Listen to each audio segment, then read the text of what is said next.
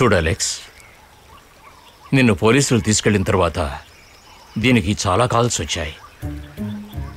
నేను లిఫ్ట్ చేయలేదు. కానీ నాకిప్పుడు తెలియాల్సింది ఇంకో విషయం. దీని గురించి నువ్వేమీ చెప్పలేదే?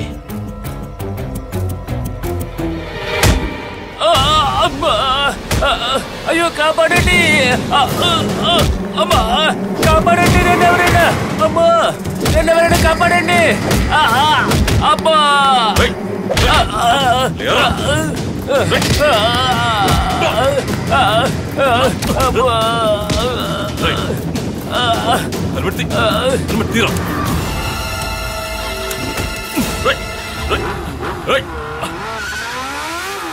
అన్నా అన్నా లేనండి, జాగ్రత్తలే.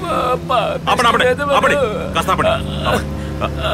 అన్న ఎవరో కొట్టి వెళ్ళిపోయారు, కాస్త హాస్పిటల్ తీసుకెళ్ళరా.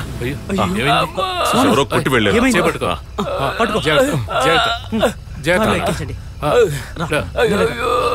కూర్చో. ఏం పర్వాలేదు పర్వాలేదు, మీరేం భయపడన్నా, వాడు స్వాములే. ఏం కాదు ఏం కాదు, హాస్పిటల్.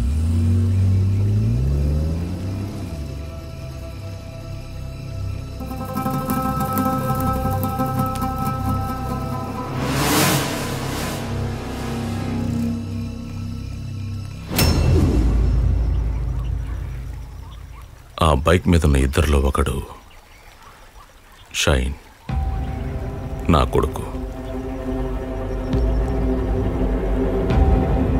అరే అల్లా, ఏం చెప్తున్నావు నువ్వు?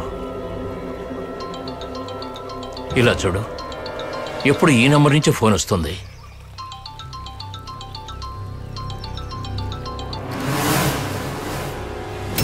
ఎందుకురా ఫోన్ తీయడం లేదు? ఎన్నిసార్లు ఫోన్ చేయాలి నీకు? నీ మాట వినే కదా నేను వచ్చాను. చేయాల్సినంత చేసేసి ఫోన్ ఎత్తవేంటి? నీకేం పర్వాలేదు, ఇక్కడ టెన్షన్తో నేను చచ్చిపోతున్నాను. నిజమేంటో నేను డాడీకి చెప్పబోతున్నాను. చూస్తూ ఉండు, నేను ఇరికిచ్చేస్తాను.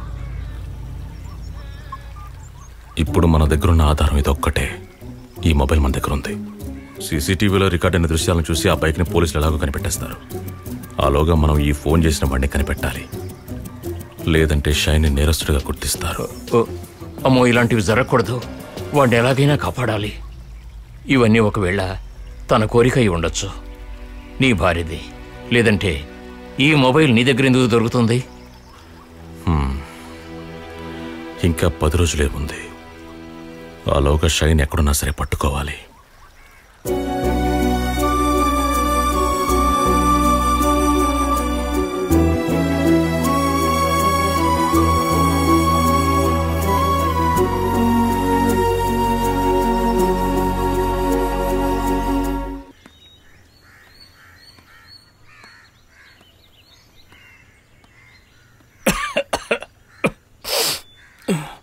తల్లి, బంగారు తల్లి.